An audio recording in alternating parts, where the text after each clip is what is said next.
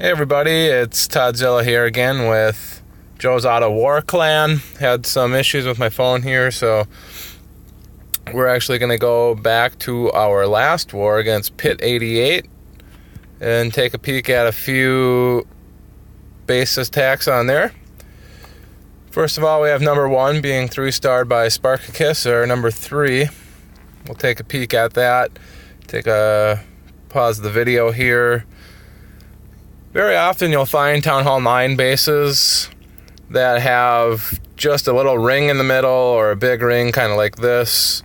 There's many different ways to attack it. Spartacus here decided to use 24 hogs, 14 wizards, a golem and his CC. I talked to him, he specifically thought, having more hogs is a good thing versus bringing maybe some other DPS, because the hogs are kind of what get the defenses down, and as long as you can avoid any double bombs, you're all set. If you actually take a peek at this base, you don't really see any threats for double bombs anywhere, at least on the outside. I mean, maybe you could have one there, but that's kind of a pointless spot as far as hogs are concerned. The other possibility is if they're in between, say, like this archer tower and the next nearest one going into the core. But this base kind of set up for the purpose of sending everything around that initial ring without anything aggroing or going into the middle. So we'll kind of see how Spartacus dealt with this in his attack. He pulls a clan CC, which is just a lava hound. He did trigger one giant bomb there, which is good for him, knowing that he doesn't have to worry about a heal, at least on one giant bomb.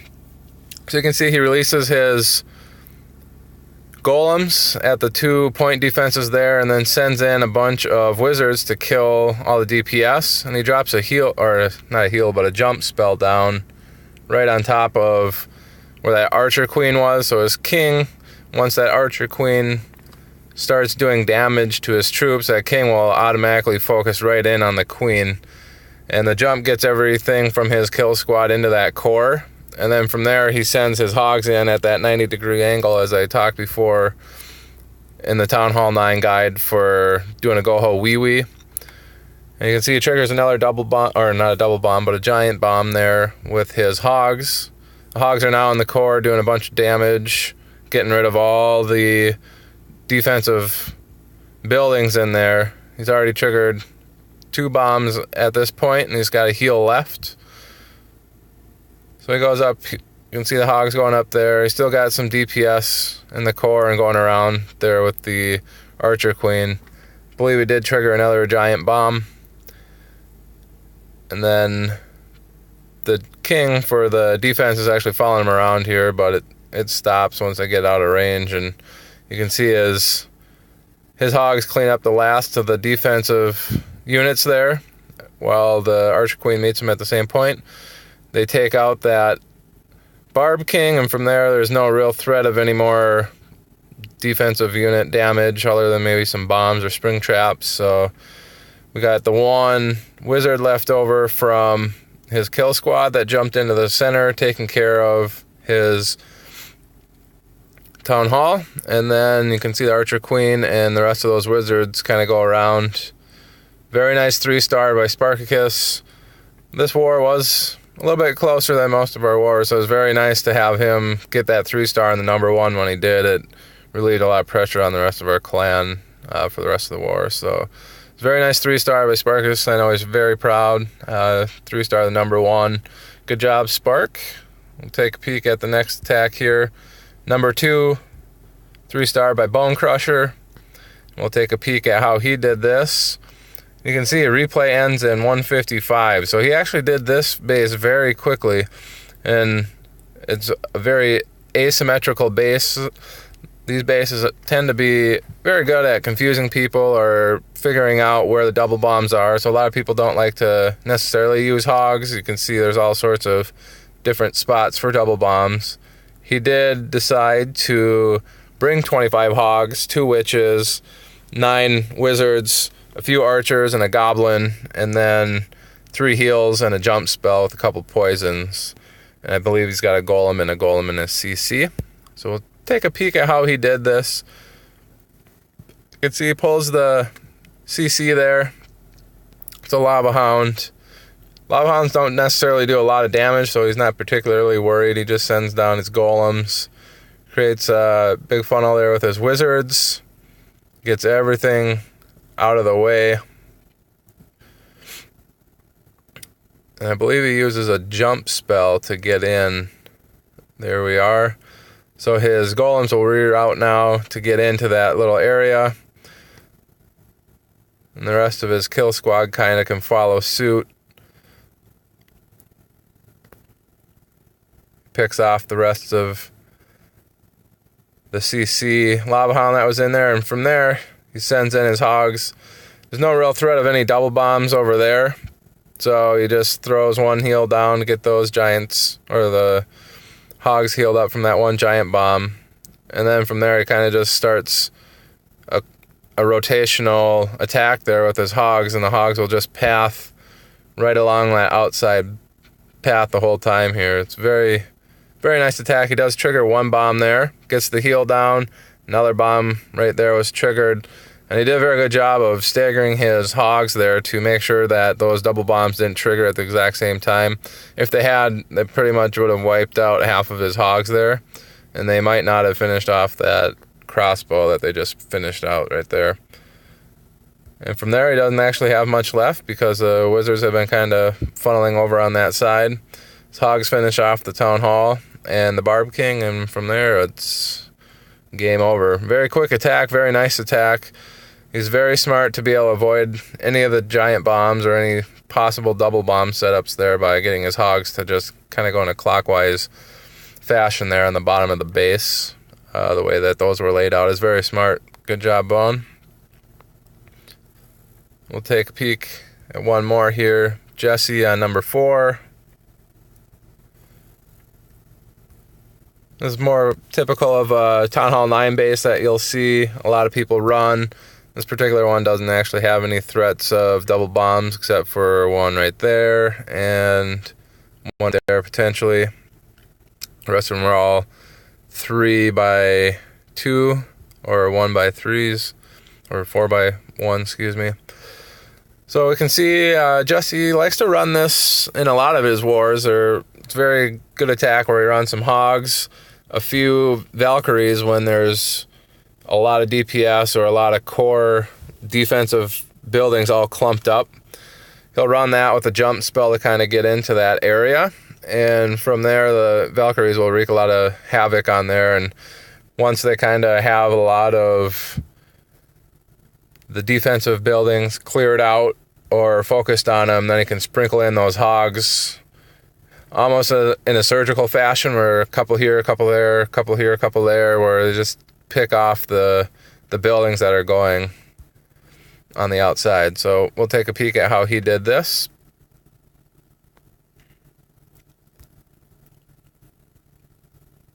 You can see the hog comes out, pulls out the Lava Hound. This particular clan had Lava Hounds almost every single time in their Town Hall 9 bases. It's a very nice strategy if you can have that Lava Hound not be able to get pulled out until there's a lot of defensives focused on the kill squad, because there's a lot of hit points that it takes to get that Lava Hound down. So not a bad idea to have that in your clan castle if you're able to have a lot of defensive buildings picking off their kill squad. You can see he sent his 2 golems in there, kind of attack squad, to get that Archer Queen, and from there he opens up a couple of sections and can jump right into the core there with his Valkyries. Valkyries, along with the Barb King, will automatically focus the Queen once the Queen starts doing some damage to any unit nearby. So the Valkyries go in, they jump into the core, they can take care of their crossbow and all that. And as that's going on, he sprinkles in his hogs, almost kind of in a surgical fashion, gets a couple heals down there in that area, triggers a bomb there. And then from there, he kind of just sprinkles in the rest of his hogs to take care of the rest of the bases, or the rest of the defensive units. very nice attack. Gets a heal down there to get almost the rest of those defensive units within that heal. So it's very, very high quality heal. And from there, you can just run the gamut with the rest of your things. They did have a little bit of trickery here, trying to hide a Tesla tower out there. And that goes down quick. And from there, it's just game over. Just picking off enough of the rest of the bases before time runs out, and I believe he did this in under 3 minutes, so he still had another 30 seconds left, even though there was quite a few buildings left here for the end game to pick off. So we'll just do that times 4.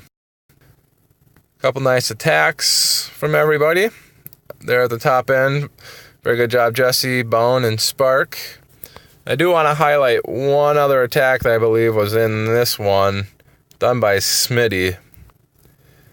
And this, along with that number 1 base that Spartacus 3-starred, you can see like this ring attack that's supposed to prevent a lot of the troops that you're bringing, prevent them from getting into your town hall and kind of push them around the edge. You can see that design here. Smitty, however, you can see his spell. He's got 1 earthquake, 1 poison. He kind of messed up on his spells that he had. And let's just take a peek at this thing. You can obviously know he already 3-starred. And I think at this point he realizes, shoot, I don't have 2 poisons. So very smartly he tries to pull him over so he can get rid of both those at the same time. Gets them near each other, and then he whiffs on his poison, so he doesn't even get... He's not going to get the dragon. 1 poison can't get the dragon, but he does poison the dragon down somewhat, and he tries to pull in that balloon just to get enough poison on there to bring it down, but there wasn't enough left, so he had to waste a bunch of wizards. And I think at this point he was a little flustered with what had happened. He kind of missed his earthquakes there too. I don't think one of those hit the outer or that middle ring. He let those 3 wizards die before he released his tank there. And then he gets his wall breakers to break through that initial set. That breaks through king on king action here. Releases a couple P.E.K.K.A.s. Those hogs try to take out that archer tower. I don't even think they're successful doing that. Oh yeah, they are. Excuse me. So they get that archer tower down. And you can kind of see the P.E.K.K.A. going around the base there. And then the P.E.K.K.A. and the Barb King in the middle. And he's only got the 8 hogs and 1 wizard left. Drops a wizard down there on the outside that's going to path around. And then from there, he releases a CC hogs. And then the other 8 hogs that he had in his arsenal. Gets down a nice heal there. 1 hog already gets flung off. And at this point, his attack is actually starting to look like, hey, maybe this actually might work. Kind of screwed up on the spells. I screwed up on getting the CC kill. And he stuck with it. He didn't give up right away. He stuck to his guns. He got a couple nice heals there on his hogs. And from there, he's got a sliver of a life left for his Barb King. And I believe he still got the 1 P.E.K.K.A. that went into the middle, tanking some damage. So there he just got rid of the last few archer towers there that were left. And from there, he's got the 1 P.E.K.K.A. and the Barb King working on the high hit point buildings. And the hogs are going around to get the rest of them. He's very, very scuzzy 3-star on a Town Hall 8 that probably shouldn't have worked. It did work out in his favor. It worked out for a clan, which was very good. Believe this number 8 was having a lot of problems getting 3-starred in this war, so it was a really scuzzy 3-star by him, so much so that I felt like I had to brush my teeth after this attack. So there you have it. You can see, even if you mess up, stick with it. You might still have a chance. He did get 3 stars here just because he was smart with the rest of his attack. Maybe a little luck involved there too, but very nice 3-star by Smitty. I did want to highlight that. That's a very common base. You know, once you get up the higher end, Town Hall 8, Town Hall 9, people try to get your troops to funnel around the outer edge while leaving your Town Hall alone there in the center. So Smitty did a very good job there, getting a scuzzy 3-star. Very nice war overall. We won by 4, and it was our 27th straight war win. And I believe if I go back to the war log, we just had another win there for our 28th against 3 Black Stars. A very good clan. I'll give you guys an update on that one. You can see our war log here. I believe we're still 41-9 in our last 50. And then we've got 28 straight here. So I've mentioned this in a few other videos. We're not even close to being a professional clan. We don't get paid for any of this. We're just a bunch of friends, you know, that invited other friends. We're not professional by any means, but you can see if you just do a few strategies before you decide to attack any of your town halls, you can have success too. We look at online tutorials just like anybody else, so by no means when you look at our attacks are we super efficient or using really outrageous strategies like you'll see from Power Bang or One Hive. We're not that type of clan, although we do have some pretty successful results here. If you like these videos, please subscribe and like the video, and you'll be able to get the rest of our videos when we upload them. The whole purpose is to kind of show some more realistic bases that you guys might see at Town Hall 9 versus what you see Power Bang and One Hive. Those guys are elite clans. They pull in very elite arranged wars a lot of times where they try to start war searches at the same time. Those guys are on the top tier of attacks. You're probably not going to run into Town Hall 8, Town Hall 9 clans that have bases similar to the ones that they're attacking. So coming here, subscribing to these videos, you're more likely to get what you're going to see in your clan videos and what we kind of use to 3-star a lot of our Town Hall 9s. And once you become more of a Town Hall 9, Town Hall 8 clan, especially with a lot of Town Hall 9s in your wars, it does come down to who can get the most 3-stars at Town Hall 9. And that's basically the reason we're on a big win streak now, is just our Town Hall 9s end up 3-starring more times than their Town Hall 9s. So if you want to see some of the base designs that we're attacking, subscribe to the video, and hopefully you'll learn a few things, and maybe you'll come across bases that are similar to that, and you're able to 3-star them in the future. Thanks for watching. Please subscribe, like the video. See you in the future. Thank you.